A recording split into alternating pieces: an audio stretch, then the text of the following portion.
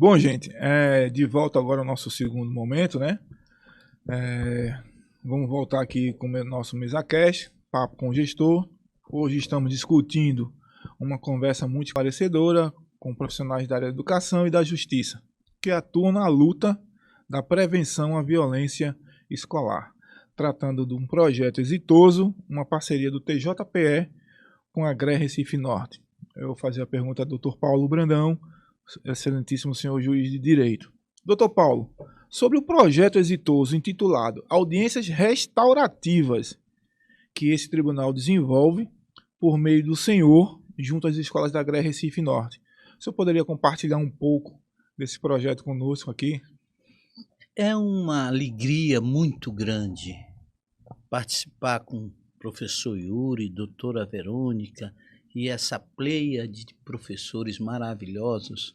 O projeto, na verdade, eu trago sempre como fundamento para o projeto os postulados do ECA, que declara que o princípio é da proteção integral dentro de uma subsunção que eu diria prioridade absoluta, interinstitucionalidade, ou seja, a necessidade de darmos as mãos, secretaria, judiciário, família, e ser em desenvolvimento. O que significa ser em desenvolvimento? É partir do princípio que faz parte do processo do adolescente em criar uma perspectiva de paz, de um raciocínio voltado para o estudo. E quando o projeto vem, o que nós nos preocupamos? Em mostrar que a responsabilidade primária do projeto de educar se dá com a família. Em seguida, vem a escola com o objetivo de ensinar, de colaborar nessa jornada familiar que tem como base primeira educar. Então, a gente faz bem claro essa percepção do fato, orientando os pais diante dessa responsabilidade. Senhor pai, o senhor está cumprindo ou você está jogando a educação do seu filho para a escola? Então, a gente observa alguns aspectos muito importantes, que eu chamo sempre, que é preciso que os pais percebam. E uma dessas percepções que eu acho fundamental é quem é o professor, quem é a autoridade. Então, quando a família perdeu a autoridade e parte para retirar também a autoridade do professor, é um processo difícil. O professor, ele não pode ser despercebido na função primordial. E essa percepção de autoridade do professor, ele tem que ser trabalhado com a família, não só com o adolescente. Eu estava conversando com o professor Yuri para que a gente faça uns pequenos cartazes na entrada da escola.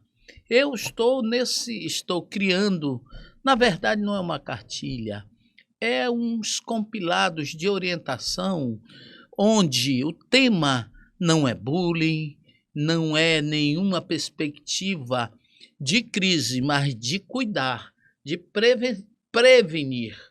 Então, nós vamos colocar coisas que eu percebo que as escolas estão esquecendo. Ora, eu tenho certeza, e eu perguntei a uma mãe, é interessante numa dessas, eu digo, se seu filho estivesse diante de um policial, ele teria se comportado?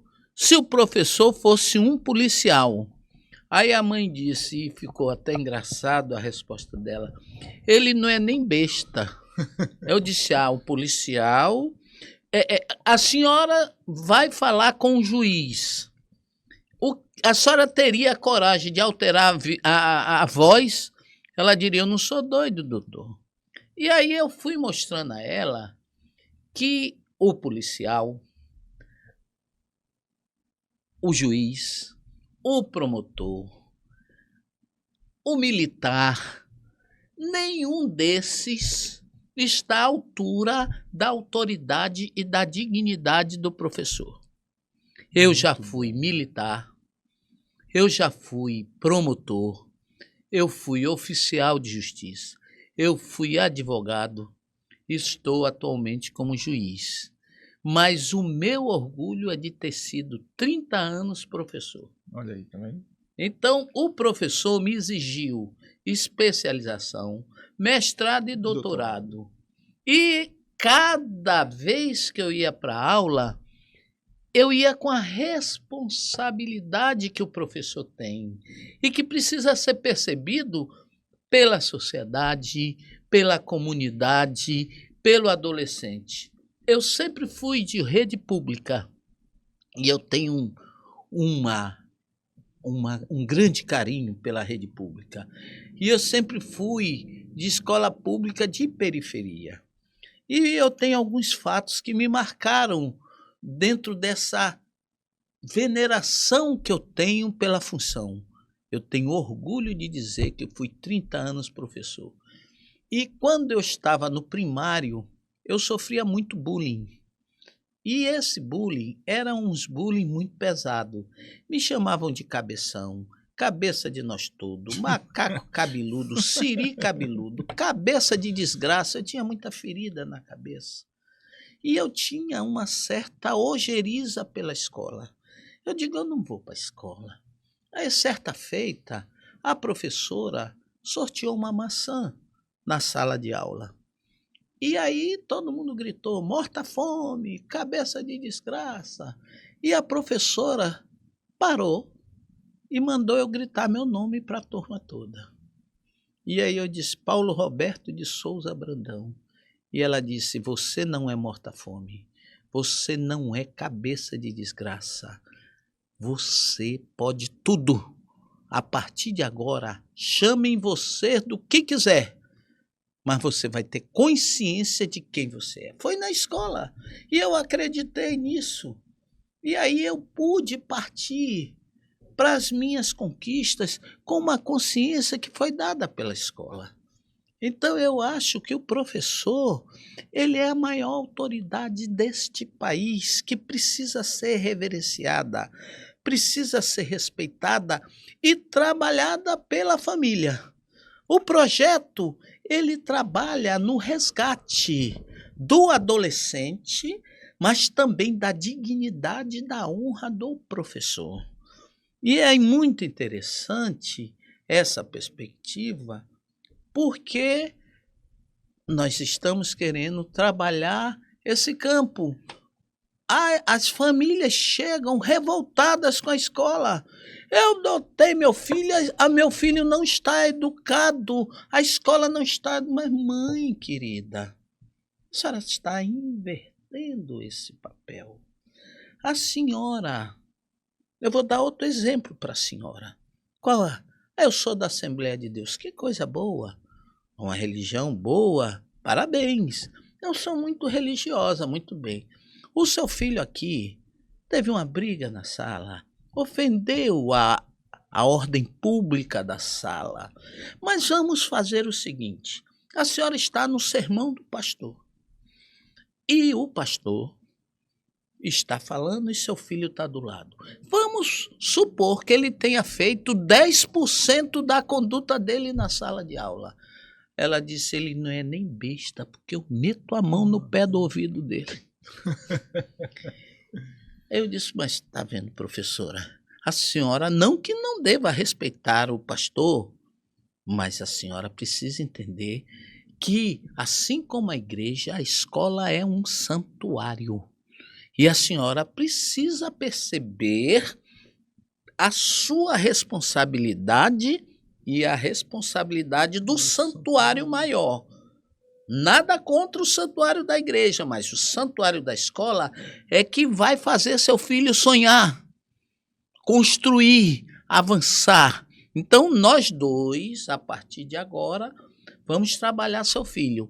Mas eu quero lembrar que a responsabilidade primária, e está lá no ECA, o ECA é bem claro, é dever da família, da comunidade. A comunidade tem que interagir nessa responsabilidade junto com a escola. A escola não pode ficar refém numa comunidade, numa sociedade que diz, não é problema meu, é sim. E aí vem a gestão de forma geral. A escola deveria ter o poder de dizer, eu quero uma palestra do senhor juiz, eu me sinto honrado. Eu quero uma palestra do médico, eu quero uma palestra de um jogador de futebol. E todos nós nos sentirmos honrados de participar de um processo que não é optativo de ninguém. Todos nós temos a responsabilidade cogente, legal, de trabalharmos nessa perspectiva de priorizar o adolescente. E priorizar o adolescente, no meu entender, é priorizar também a escola. Obrigado. Como é importante, né, professor Hugo, professora Verônica, esse trabalho de o próprio nome já diz, restaurativo. Você vai restaurar, você vai buscar nele, né, essa restauração de compromisso, de fazer com que o outro restaure um pouco a sua vida, né? Isso é muito importante. Verdade. Como o direito ele está presente, claro, em todas as áreas da vida, mas na educação, o cuidado que ele tem com esse sujeito, nosso estudante, que está em processo formativo. Em processo formativo, autoformativo, inclusive. Né? Então, como o direito chega ali mediando, conciliando, né, nesses métodos autocompositivos de conflitos, e chegando até o cerne da questão para trabalhar de uma forma pedagógica, de uma forma dentro do viés jurídico. Carinhosa, né? Exatamente, chegando a esse sujeito em processo formativo. Isso é belíssimo, né? Quando conseguimos essas áreas em conversa. Né? E em contrapartida, né, isso, pegar o gancho do professor Hugo, eu fazer uma pergunta à professora Verônica. Professora Verônica, diante do que foi falado pelo Dr. Paulo Brandão, né, comentado pelo professor Hugo, como é que a senhora, enquanto coordenadora da CGPA, da GRE Recife Norte, né, tem essa perspectiva, tem esse perspicaz, né, nessas audiências restaurativas, né? Como é que a senhora faz esse busca, quando é que a senhora sabe que esse é o momento de levar para essa audiência, para buscar essa restauração de vidas? Como é que a senhora podia nos responder? Sim, professor Arnaldo Luiz, quando o senhor fala na questão de restaurar os vínculos, restaurar as relações, perfeito. E isso é a essência, né, que é a dignidade do ser humano. Então, respondendo à sua pergunta, nós temos um monitoramento. E este monitoramento é exatamente, nós temos, uma das nossas atribuições é gerir dados de incidentes que ocorrem nas escolas, né? E esses incidentes, essas tipificações são violentas, né?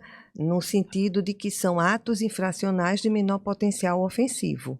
Porque, como já foi dito anteriormente, quando é ato de indisciplina, é tratado na própria escola, na própria ambiência pedagógica, né? Pelos documentos, né? Como o regimento, como o PPP, o projeto político pedagógico.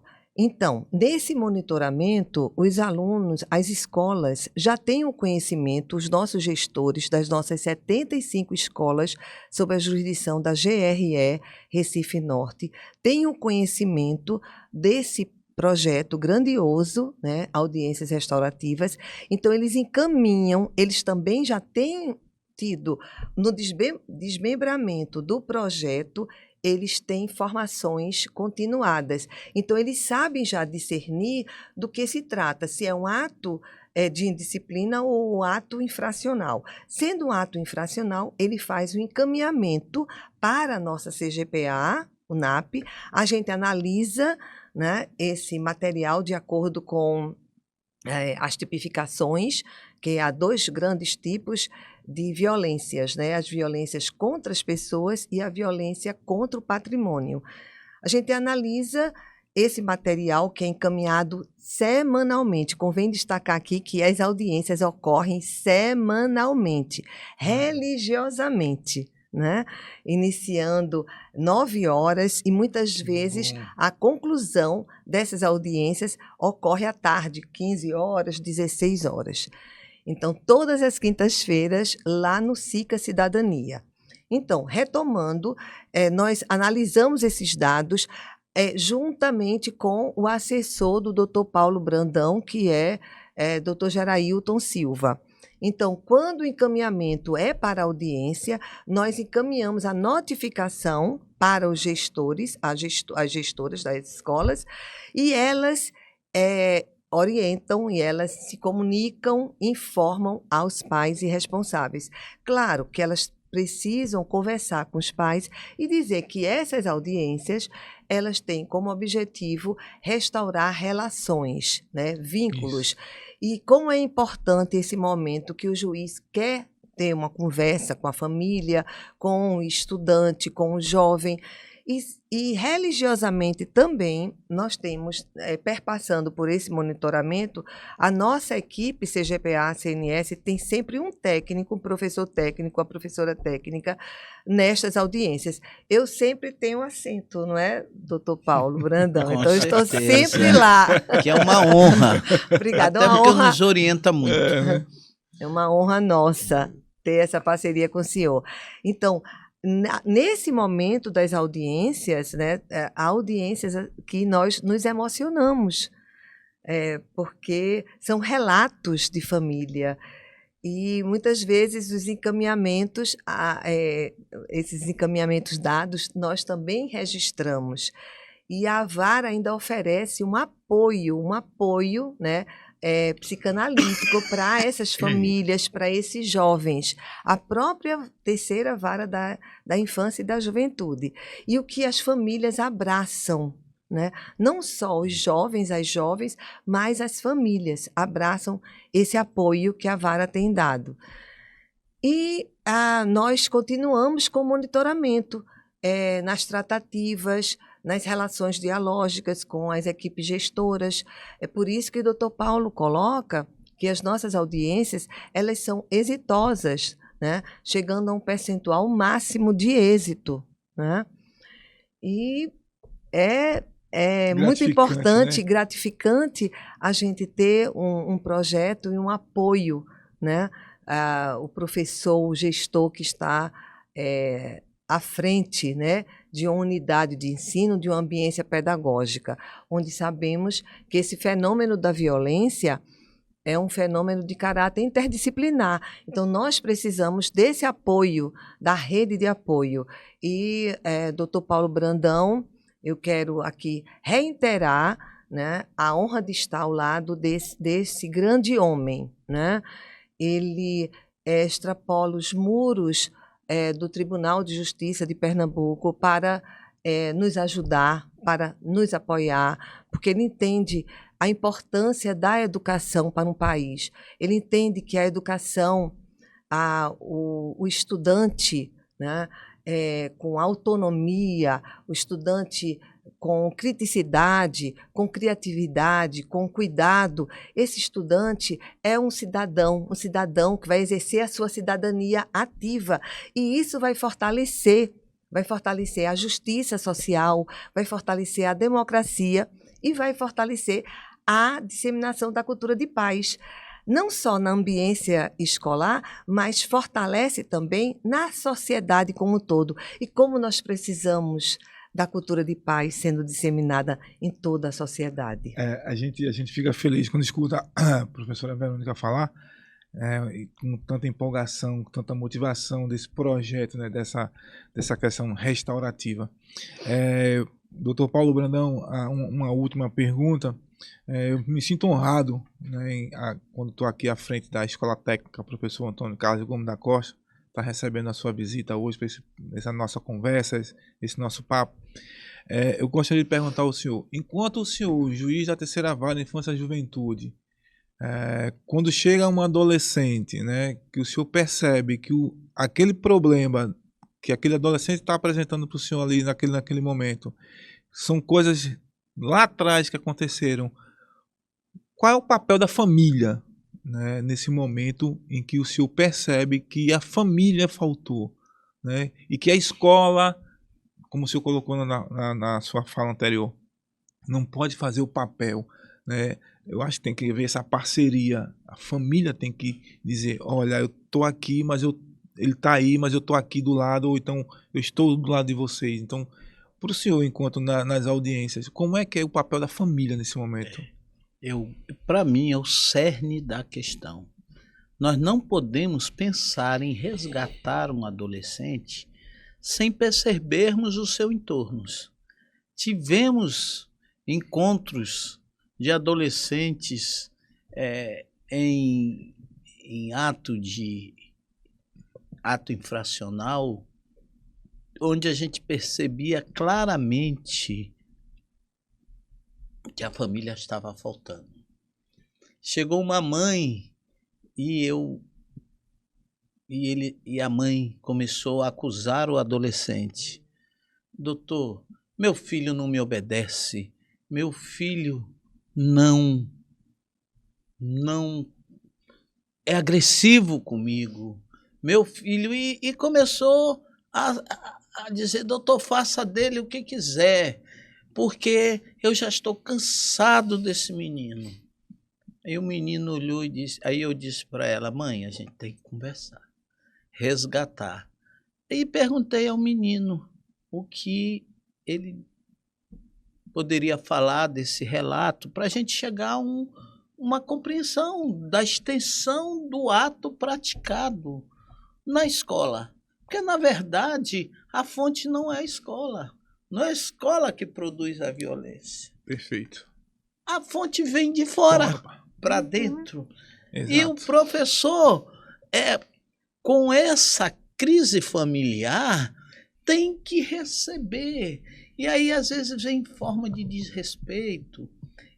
Só ainda observando a postura do que é ser professor. No Japão, por exemplo, é bom observar que olhar para o imperador é um ato gravoso de qualquer um do povo. Ninguém pode encarar o imperador, com exceção do professor. Veja aqui. Olha que país fantástico. Não é à toa que ele é essa potência, ter completamente sido dizimado na Segunda Guerra e ressurgir como uma potência econômica. Então, a base é a educação. Então, quando a família perde essa estrutura, aí o menino olhou para mim e disse, doutor, minha mãe é cachaceira, minha mãe não me dá um abraço, minha mãe não vem, nunca foi na escola, minha mãe... E eu fiquei olhando assim, eu disse, isso é verdade, mãezinha? Ela disse, é verdade. Começou a chorar e disse, eu preciso aprender a ser mãe, né, doutor? Tá vendo? Eu disse, olha, vamos trabalhar esse resgate. Me parece que o adulto aqui é o senhor. E a gente precisa trabalhar as suas dores para que você não jogue para você. E a senhora precisa resgatar sua dignidade com o filho. E não pegar e jogar o papel para a escola. Então, o que é que nós vamos fazer agora? A senhora vai para a psicanálise para aprender a compreender o seu papel.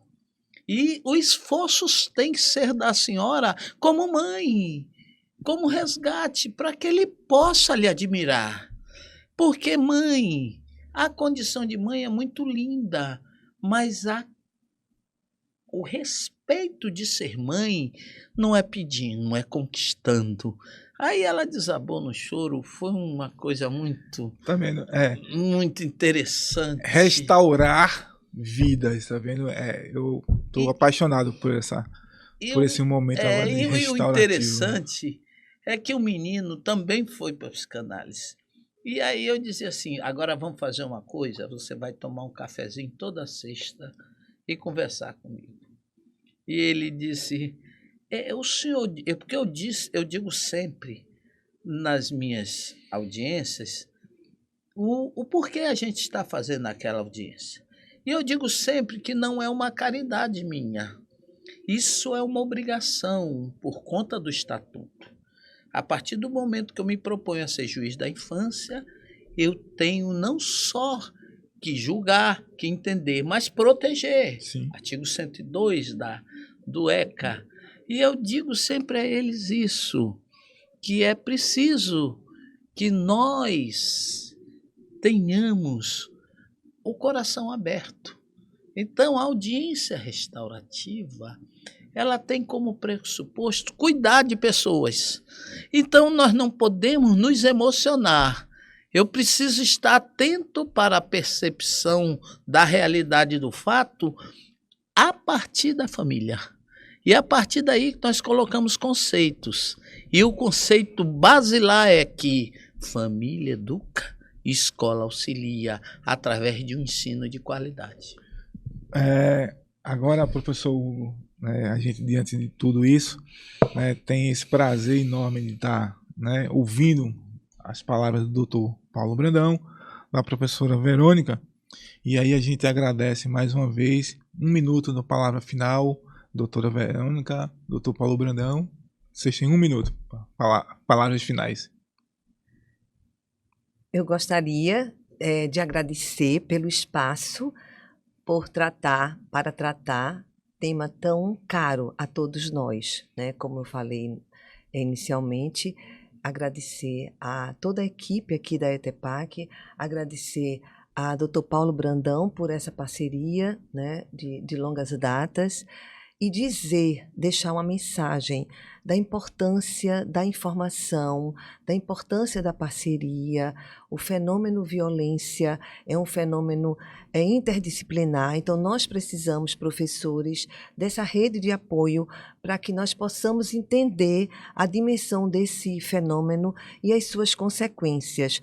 Assim, nós estaremos formando, né, a partir do momento que nós entendamos, que nós possamos construir estratégias e ações efetivas de enfrentamento à violência, nós estaremos formando cidadãos e cidadãs ativas e fortalecendo e disseminando a cultura de paz na nossa sociedade. Obrigado, professora Verônica. Suas palavras finais, doutor Paulo Brandão. Dizer da alegria de estarmos aqui reunidos.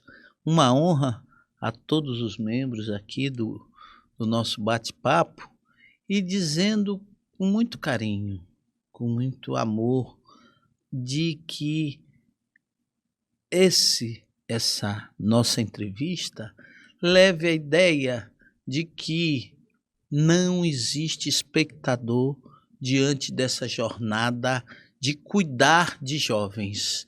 Todos nós estamos dentro da responsabilidade, qualquer que seja o nosso papel, como persona, como família, como cidadão, como gestor, ninguém está fora da legitimidade do artigo 4º. É dever de todos. E a palavra ou a frase-chave é cuidar de pessoas. Obrigado. Muito obrigado, doutor Paulo. Que privilégio neste dia tivemos aqui com nossos 2 palestrantes, e que haja uso social dessa informação e do conhecimento que foi trazido aqui, não só para o ambiente escolar, mas também para nossas vidas. Agradecemos a você que esteve conosco nesse Papo de Gestor em mais um capítulo. Ficamos aguardando sua presença conosco nas próximas edições, mas não pare por aí. Compartilha, comenta, dê sugestões. Sua presença muito nos honra aqui, e desejamos todo sucesso a você, que isso possa agregar na tua caminhada profissional e de vida. Até o próximo episódio.